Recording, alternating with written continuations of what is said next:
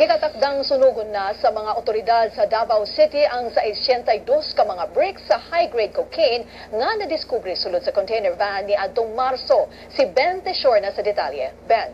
Amelin, gibutyag ni Davao City Police Office Director Senior Superintendent Vicente Danao nga gisabid na sa kapulisan ngadto sa National Office of Philippine Drug Enforcement Agency ang rekomendasyon nga pagsunog sa mga cocaine bricks.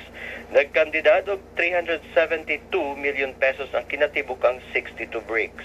Matod ni Danao, ginahulat na lang nila karon ang petsa kung kano sa sunugon ang mga drugas kay ilang himo natubangan sa publiko. Usa ang DCPO sa mga miyembro sa Task Group Cocaine nga gitukod sa Davao City Government pagsusi sa pagpayuhot og high-grade nga cocaine. Kini tungod kay usa ang syudad sa mga transshipment points sa illegal nga drugas. Lakip-sab sa mga rekomendasyon sa TG Cocaine ang paghimo sa mga national ug international anti-crime bodies ug investigasyon kalabot sa kalambigitan sa mga international syndicate nga migamit sa Philippines isip transshipment point sa illegal nga drugas.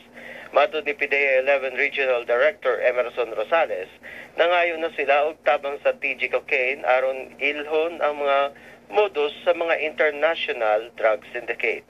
Gihawag sab sa TG Cocaine ang Bureau of Customs sa Davao Region ug sa Metro Manila nga pahugtan ng entry ug exit points aron mapugngan ang pagsulod sa mga illegal nga drugas. Giingon padulong sa South Korea ang container van di nadiskubre ang mga high-grade cocaine. Samtang bisang gihumana sa TG Cocaine ang ilang investigasyon kalabot sa insidente, magpadayon gihapon ang manhunt operation batok sa taong gidudahang mihupot sa duha ka nahabiling brick sa cocaine. Matod ni Danao, gitahong mihawa ang tao sa Davao City o sa kaadlaw human na diskubre sa mga otoridad ang kontrabando. Amelin. Daghang salamat Ben. Ben Teshor na reporting gikan Davao City.